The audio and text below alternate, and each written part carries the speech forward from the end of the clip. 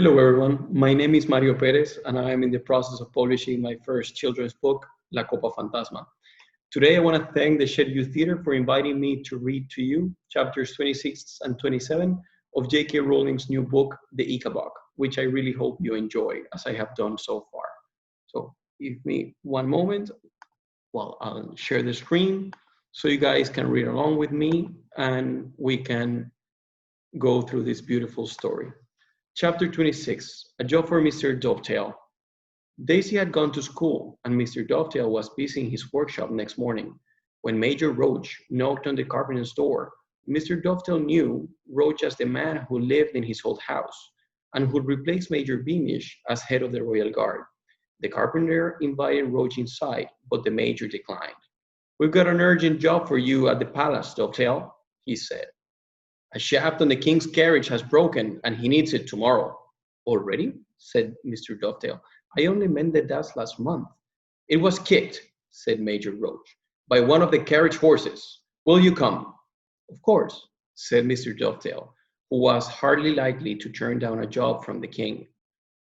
So he locked up his workshop and followed Roach through the sunlit streets of the city within the city, talking of this and that until they reached a part of the royal stables where the carriages were kept. Half a dozen soldiers were loitering outside the door, and they all looked up when they saw Mr. Dovetail and Major Roach approaching. One soldier had an empty flour sack in his hands, and another a length of rope.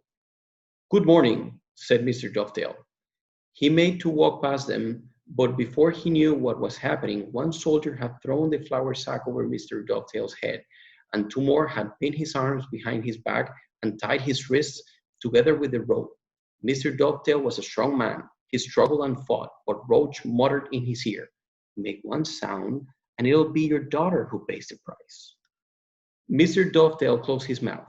He permitted the soldiers to march him inside the palace, though he couldn't see where he was going. He soon guessed, though, because they took him down two steep flights of stairs and then onto a third, which was made of slippery stone.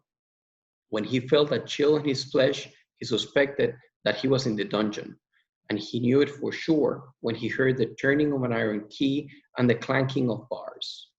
The soldiers threw Mr. Dovetail onto the cold stone floor. Somebody pulled off his hood. The surroundings were almost completely dark, and at first, Mr. Dovetail couldn't make out anything around him. Then one of the soldiers lit a torch, and Mr. Dovetail found himself staring at a pair of highly polished boots. He looked up. Standing over him was smiling Lord Spittleworth. "Good morning, Dovetail," said Spittleworth. "I have a little job for you. If you do it well, you'll be home with your daughter before you know it.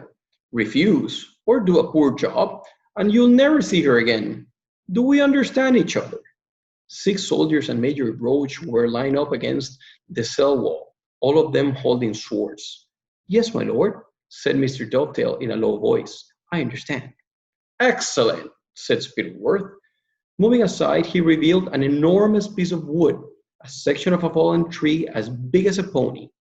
Beside the wood was a small table, bearing a set of carpenter's tools. "I want you to carve me a gigantic foot, Dovetail, a monstrous foot with razor-sharp claws. On top of the foot, I want a long handle, so that a man on horseback can press the foot into soft ground to make an imprint. Do you understand your task, carpenter?" Mr. Dovetail and Lord Spittleworth looked deep into each other's eyes. Of course, Mr. Dovetail understood exactly what was going on. He was being told to fake proof of the Ickabog's existence. What terrified Mr. Dovetail was that he couldn't imagine why Spittleworth would ever let him go, after he created the fake monster's foot, in case he talked about what he had done. "Do you swear, my lord," said Mr. Dovetail quietly, "do you swear that if I do this, my daughter won't be harmed, and that I'll be permitted to go home to her?" "Of course, Dovetail," said Spittleworth lightly, already moving to the door of the cell. "The quicker you complete the task, the sooner you'll see your daughter again. Now, every night, we'll collect those tools from you, and every morning, they'll be brought back to you, because we can't have prisoners keeping the means to dig themselves out, can we? Good luck, Dovetail, and work hard. I look forward to seeing my foot." And with that, Roach cut the rope binding Mr. Dovetail's wrists and rammed the torch he was carrying into a bracket on the wall. Then Spittleworth, Roach, and the other soldiers left the cell. The iron door closed with a clang, a key turned the lock, and Mr. Dovetail was left alone with his enormous piece of wood, his chisel, and his knives. Chapter 27. Kidnapped.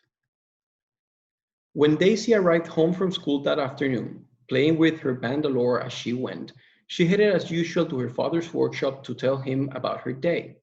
However, to her surprise, she found the workshop locked up. Assuming that Mr. Dovetail had finished work early and was back in the cottage, she walked in through the front door with her school books under her arm. Daisy stopped dead in the doorway, staring around.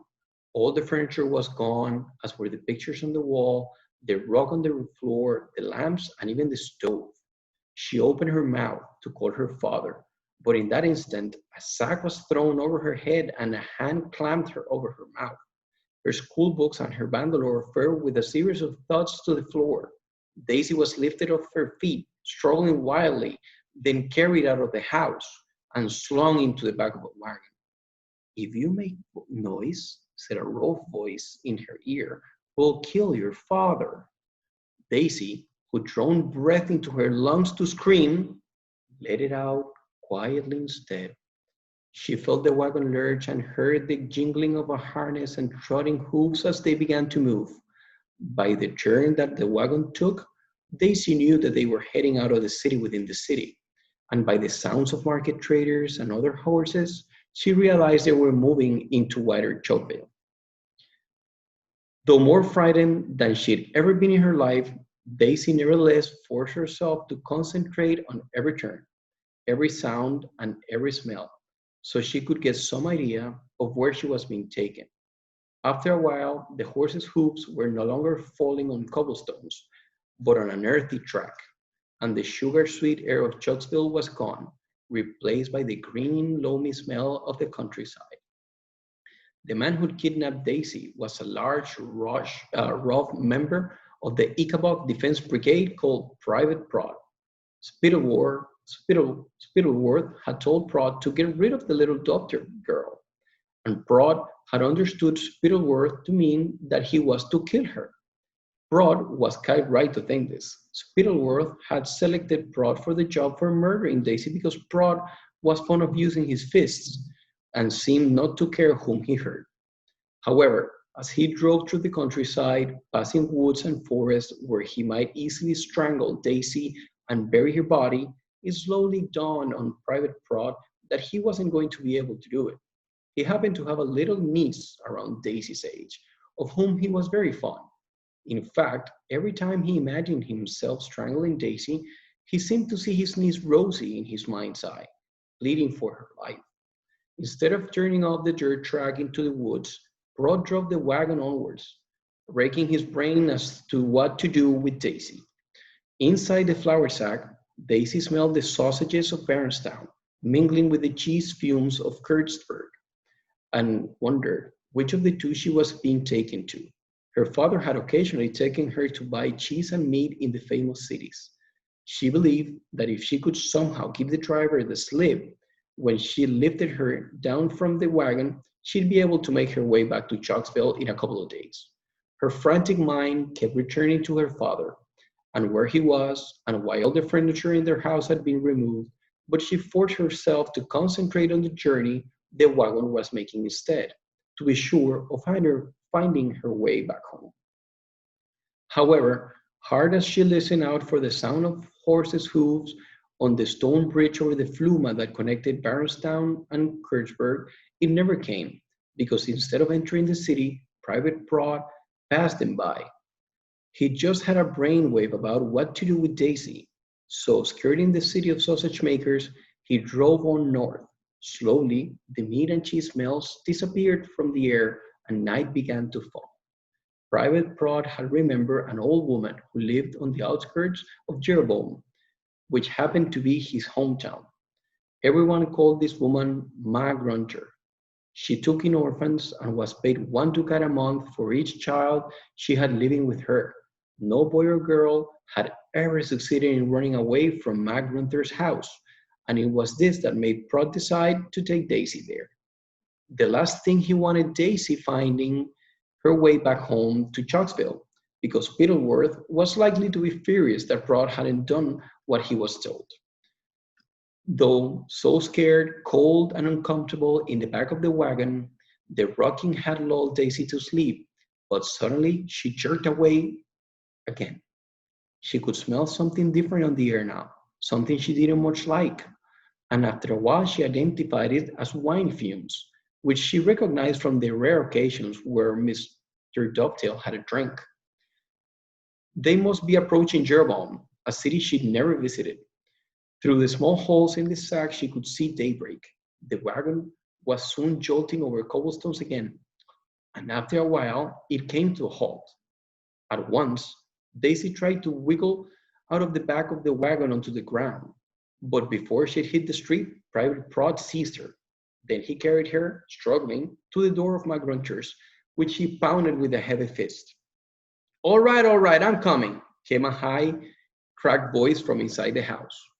There came the noise of many bolts and chains being removed, and McGruncher was revealed in the doorway, leaning heavily on a silver-topped cane, though, of course, Daisy, being still in the sack, couldn't see her. New child for me, Ma? Said Prod, carrying the wiggling sack in Ma Grunter's hallway, which smelled of boiled cabbage and cheap wine. Now, you might think Ma Grunter would be alarmed to see a child in a sack carried into her house, but in fact, the kidnapped children of so-called traders had found their way to her before. She didn't care what a child's story was. All she cared about was the 1 ducat a month the authorities paid for her keeping them. The more children she packed into her tumble-town hovel, the more wine she could afford, which was really all she cared about. She held out her hand and croaked, 5 ducat placement fee, which was what she always asked for if she could sell somebody who really wanted to get rid of a child. Rod scowled, handed over the 5 ducat, and left without another word. Mac Gunther slammed the door behind him.